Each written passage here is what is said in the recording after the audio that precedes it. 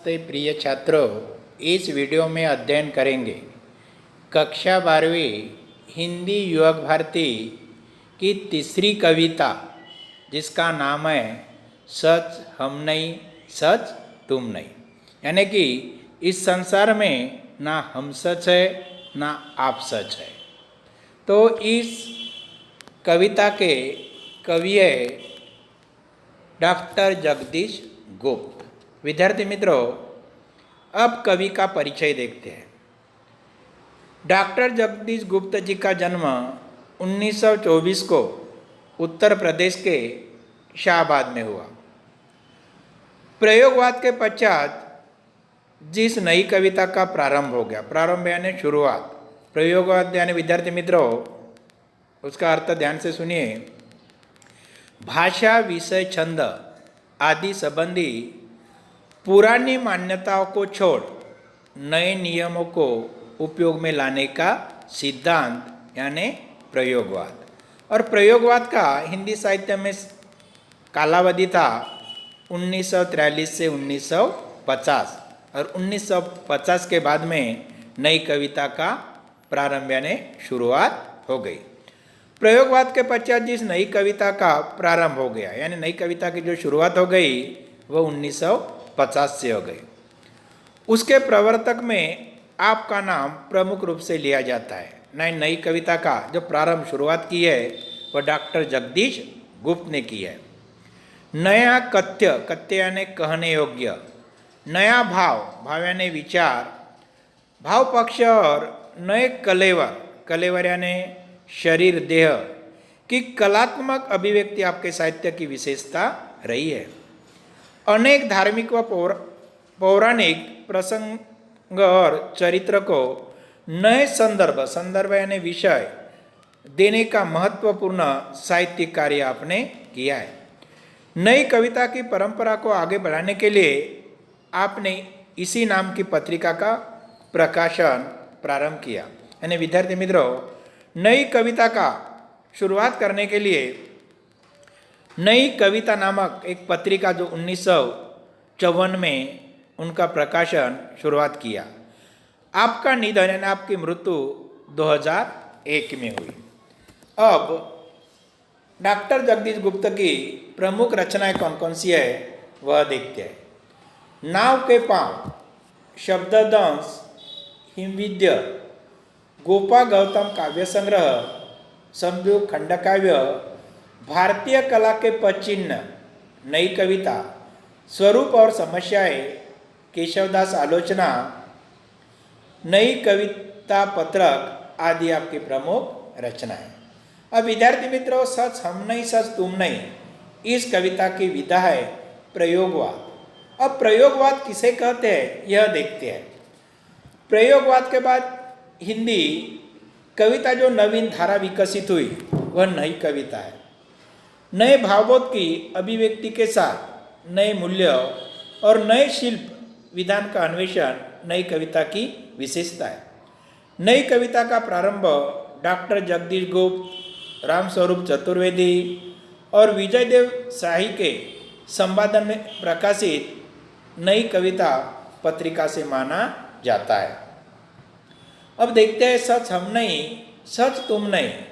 इस कविता में कवि ने किस बात का वर्णन किया है। प्रस्तुत नई कविता के कवि संघर्ष को ही जीवन की सच्चाई मानते हैं। डॉक्टर जगदीश गुप्त जी जो जीवन यापन करते समय मनुष्य को जो संघर्ष करना पड़ता है, संघर्ष यानी आगे बढ़ने के लिए जो प्रयास करना पड़ता है वही जीवन की सच्चाई है। राह में चाहे फूल मिले या शूल, राह में चाहे फूल मिले या शूल, वह चलता ही रहे। फूल मिले यानी जीवन में विद्यार्थी मित्रों सुख मिले या शूल यानी कांटा या दुख मिले, मनुष्य को जीवन में आगे बढ़ते ही रहना चाहिए। क्योंकि जिंदगी सहज चलने का नाम नहीं बल्कि लीक से हट कर चलने का नाम है। लीक यानी रीति परंपरा से हटकर चलने का नाम है। हमें अपनी क्षमताएं स्वयं पहचाननी होगी। जीवन यापन करते समय हमारी क्षमताएं क्या है, हमारी योग्यता क्या है, वह हमें स्वयं को पहचानना होगा। राह से भटक कर भी मंजिल अवश्य मिलेंगी। जो आदमी अपने राह की तलाश करते हैं, जो अपना पुरानी राह छोड़कर नई राह की तलाश करते हैं, उनको मंजिल, उनको लक्ष्य अवश्य मिलता है। भीतर बाहर से एक सा रहना चाहिए। कवि कहते हैं कि जैसा कहना वैसा ही आदमी ने कार्य भी करना चाहिए। हमें अपने दुखों को पहचानना होगा, अपने आंसू स्वयं पोंछने होंगे तथा स्वयं योद्धा बनना होगा। जीवन संघर्ष की यही कहानी है। यानी विद्यार्थी मित्रों, जीवन यापन करते समय मनुष्य के राह में अनेक कभी सुख आते हैं, कभी दुख आते हैं। उनका सामना करते हुए मनुष्य को जीवन में आगे बढ़ते ही रहना चाहिए। अब विद्यार्थी मित्रों, कविता का सरल अर्थ देखते हैं। सच हम नहीं, सच तुम नहीं, सच है सतत संघर्ष है। संघर्ष से हटकर जिए तो क्या जिए, हम या कि तुम। जो नत हुआ वो मृत हुआ, जो वृण से झरकर कुसुम। जो पंथ भूल रुका नहीं, जो हार देख झुका नहीं। जिसने मरने को भी लिया हो जीत, है जीवन वही। सच हम नहीं, सच तुम नहीं। अब विद्यार्थी मित्रों, दो पंक्तियों का सरल अर्थ सुनिए। सच हम नहीं, सच तुम नहीं, सच है सतत संघर्ष है। संघर्ष यानी जीवन में आगे बढ़ने के लिए होने वाला प्रयास, जिसे संघर्ष को अंग्रेजी में कहते हैं स्ट्रगल। अब दो पंक्तियों का भावार्थ सुनिए। प्रस्तुत पंक्तियों में कवि कहते हैं कि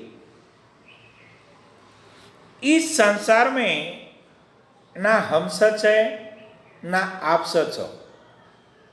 यदि इस संसार में कुछ सच है तो वह सिर्फ संघर्ष है।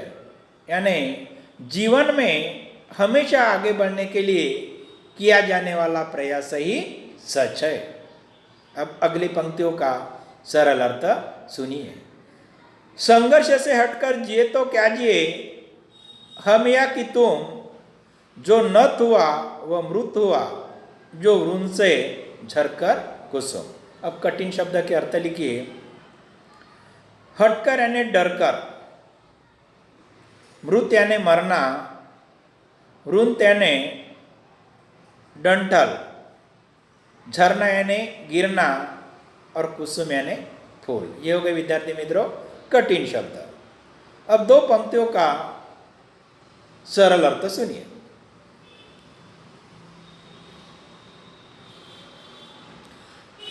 जो व्यक्ति जीवन यापन करते समय संघर्ष से डरकर पीछे हट जाते हैं, ऐसे लोगों का जीवन जीना बेकार है। जिसने परेशानी के सामने घुटने टेक दिए, हार मान लिया है, वह उसी प्रकार मर गया जिस तरह डंडल से गिरा कोई फूल हो। अब अगले पंक्तियों का सरल अर्थ सुनिए। जो पंथ भूल रुका नहीं, जो हार देख झुका नहीं। जिसने मरण को भी लिया हो जीत, है जीवन वही। सच हम नहीं, सच तुम नहीं। पंथ यानी राह रास्ता, हार यानी पराजय, झुकना यानी हार मानना। इतने कठिन शब्द है। अब उन पंक्तियों का सरल अर्थ सुनिए। जो पंथ भूल रुका नहीं, कवि कहते कि जो इंसान, जो व्यक्ति अपना पथ यानी राह भूलने पर भी कभी रुका नहीं, जो हार यानी पराजय मिलने पर भी कभी झुका नहीं, जिसने मृत्यु के समान कठिन परेशानियों से जीत लिया है, ऐसा व्यक्ति का जीवन ही सफल है। इसके अलावा इस संसार में ना हम सच है और नहीं आप सच है। अब अगली पंक्ति का भावार्थ सुनिए। ऐसा करो जिससे न प्राणों में कहीं जड़ता रहे, जो है जहाँ चुपचाप अपने आप से लड़ता रहे। जो भी परिस्थितियाँ मिले, कांटे चुभे कलियाँ खिले, टूटे नहीं इंसान, बस संदेश यौवन का यही, सच हम नहीं सच तुम नहीं। अब पहले दो पंक्तियों का सरल अर्थ सुनिए। ऐसा करो जिससे न प्राण यानी जीवन से कहीं जड़ता रहे, जड़ता यानी अचलता ठहराव,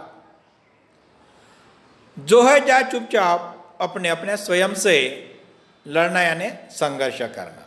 अब दो पंक्तियों का सरल अर्थ सुनिए। प्रस्तुत पंक्तियों में कवि कहते हैं कि